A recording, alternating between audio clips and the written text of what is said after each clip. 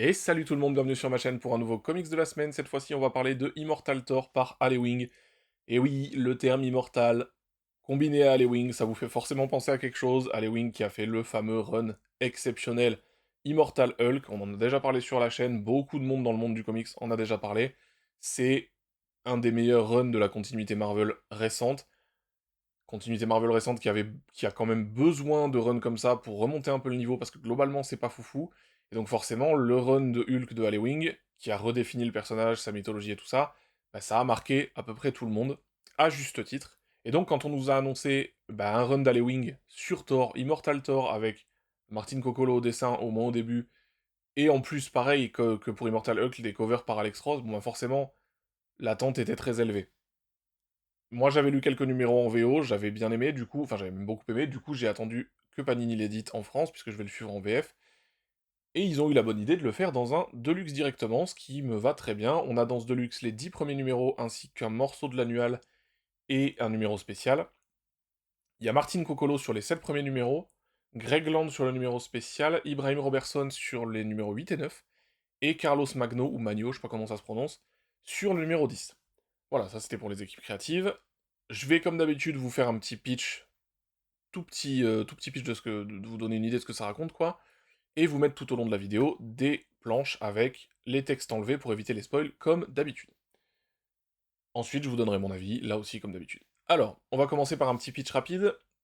On retrouve Thor à un moment de sa vie où il a remplacé Odin sur le trône d'Asgard, il est devenu le père de tout, et il essaye de trouver un équilibre entre ses nouvelles responsabilités, les attentes qu'il y a autour de lui, son nouveau rôle de souverain, et sa vie sur Terre, puisque on sait, vous le savez, il a toujours été partagé entre ces deux mondes, son monde d'origine Asgard et son monde d'adoption, la Terre, Midgard, qu'il aime plus que tout, il aime protéger l'humanité, etc., etc. Et donc il a toujours été un peu partagé entre ces deux mondes, et là, il doit maintenant gérer ça en plus de ses nouvelles responsabilités, qui forcément lui demandent d'être un peu plus présent à Asgard.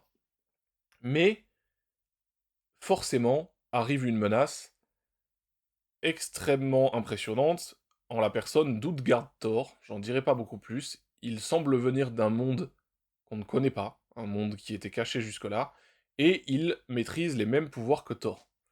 Donc Thor se retrouve confronté à quelqu'un qui est plus fort et plus ancien que lui, et il doit gérer cette nouvelle menace tout en gérant ses responsabilités.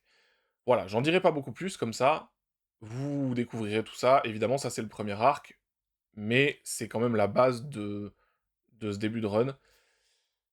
Alors, je vais vous spoiler tout de suite mon avis. Personnellement, j'ai beaucoup aimé ces 10 premiers numéros. Je trouve que ce premier Deluxe fait un super taf pour nous introduire le run et la version d'Alewing du personnage. Alors, ce que j'aime beaucoup, c'est que on a un Thor qui est, malgré ses nouvelles responsabilités, en tout cas sur la première partie de l'arc, très lumineux, très souriant, très optimiste et très humain, en fait. C'est-à-dire que Thor, on le sait, dans la continuité, il a pas toujours été très sympathique, ça a parfois été un petit connard, avec son arrogance, etc. Et là, on a vraiment affaire à un Thor qui clairement a mûri, qui, en même temps, vu sa nouvelle position, il y a plutôt intérêt, et qui donc, du coup, encore une fois, est en recherche d'équilibre. Donc ça, j'ai beaucoup aimé, je trouve que l'écriture de Thor, pour l'instant, elle fonctionne très très bien, y compris dans le deuxième arc, qui a des idées vachement intéressantes, qui est un petit peu différent, mais en tout cas, on a un Thor qui est très bien écrit, et c'est un des points principaux pour moi, parce que ce personnage, je l'aime beaucoup, beaucoup, beaucoup. Très bien écrit, très intéressant, et qui se sert de la continuité. Alors voilà, là on va en venir au deuxième point important pour moi, c'est que Alewing, dans les choses que j'avais beaucoup aimé dans Immortal Hulk, c'est qu'il se nourrissait de la continuité, et il faisait quelque chose de nouveau avec. C'est-à-dire que, quand on écrit une histoire dans la continuité, il faut accepter, il faut respecter le fait que d'autres auteurs, avant tout ça, ont mis leurs pattes sur le personnage et ont créé des choses. Et pour moi, c'est important que les auteurs respectent ça, sinon autant écrire du récit hors continuité, et voilà. Mais là, si, qu'on aime ou pas la continuité, c'est pas le sujet. Si on écrit un récit dans la continuité, il faut respecter ce qui a été fait avant. En tout cas, c'est mon point de vue. Et Alewing, c'est ce qu'il fait tout en créant quelque chose de nouveau. C'est ce qu'il avait fait avec Hulk, c'est ce qu'il a l'air de faire là. C'est un peu tôt pour juger s'il va redéfinir le personnage et sa mythologie ou pas. Mais il a posé des petites pistes, il a posé des petites miettes qui me donnent l'impression que vraiment ça peut aller dans quelque chose de vraiment très intéressant. J'en dirai pas beaucoup plus, mais je trouve que dans sa façon d'écrire le personnage, dans sa façon de rétroactivement ajouter des choses à la continuité, parce qu'en fait, il se sert d'événements du passé, dans lesquels il rajoute un petit truc, ce qui permet de raccrocher les wagons avec ce qu'il raconte aujourd'hui, et ça fonctionne très bien, c'est juste un ajout, et ça marche très très bien, ça j'ai trouvé ça super malin, et assez pertinent la façon dont c'est fait. Donc Halloween, encore une fois, une belle maîtrise de ça, et surtout un immense respect pour la continuité, et ça j'aime bien. Donc évidemment, il faudra voir dans l'avenir, il faudra voir les prochains numéros. Moi, je suis pas à jour du tout en VO. Vraiment, je me suis arrêté là où ce Deluxe se termine. Il faudra voir si il arrive à marquer l'histoire du personnage et de son univers autant qu'il l'a fait avec Hulk. C'est pas forcément ce que je lui demande déjà de faire un excellent run sur Thor et ça m'ira très bien. Mais si en plus il peut faire le petit truc en plus, comme sur Hulk, bon, je dirais pas non. Évidemment, pour ceux qui savent pas, la série Immortal Thor se termine au numéro 25, si je ne m'abuse, et ensuite il redémarre une nouvelle série au numéro 1, mais qui est la suite directe. Donc le run d'Halloween ne s'arrête pas au numéro 25 d'Immortal Thor, il continue juste sur une série qui a changé de nom. Voilà. On aura sans doute tout en Deluxe en France, je l'espère en tout cas. Enfin, ce serait logique quand même. Donc voilà, donc pour l'instant, je suis conquis par ce que fait Halloween, parce que, encore une fois, un respect de la continuité tout en ayant l'envie clairement d'apporter des nouvelles choses. Et puis cette intelligence de d'écriture sur les personnages. J'en dirai pas beaucoup plus, mais il n'y a pas que Thor qui est très bien écrit. Ce qu'ils font avec Loki notamment est très intéressant. Donc il y a plein de choses qui sont vraiment vraiment cool. J'essaye d'être un peu vague pour pas spoiler, parce qu'il y a vraiment des choses intéressantes que je m'en voudrais de vous gâcher. Donc vraiment, l'écriture d'Halloween pour l'instant c'est du très bon, et ça me donne très envie de lire la suite. Ça va être difficile de tenir et de rester sur la VF, mais bon, j'ai envie de faire ça, on va essayer de s'y tenir, pardon.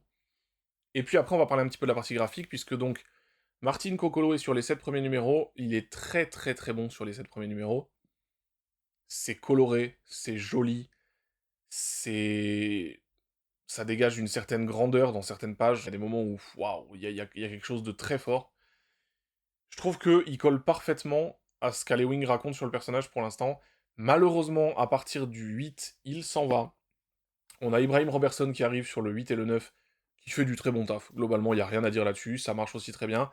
Un peu moins bien que Cocolo, mais ça marche aussi très bien. Et puis on a donc du coup Carlos Magno, que je ne connaissais pas, il me semble, qui arrive, et bon, c'est pas moche du tout. Ça fait très bien le taf, il n'y a aucun problème, je suis pas en train de dire que voilà, mais c'est vrai que j'aurais vraiment aimé que Martin Cocolo reste plus longtemps sur la série, parce que je trouve que ça collait à la perfection à l'univers de Thor. Je trouve que quand il dessine Asgard, quand il dessine les différents personnages, il y a vraiment quelque chose qui se dégage de tout ça qui me plaisait bien, quoi. J'aimais beaucoup le style de Cocolo sur le run.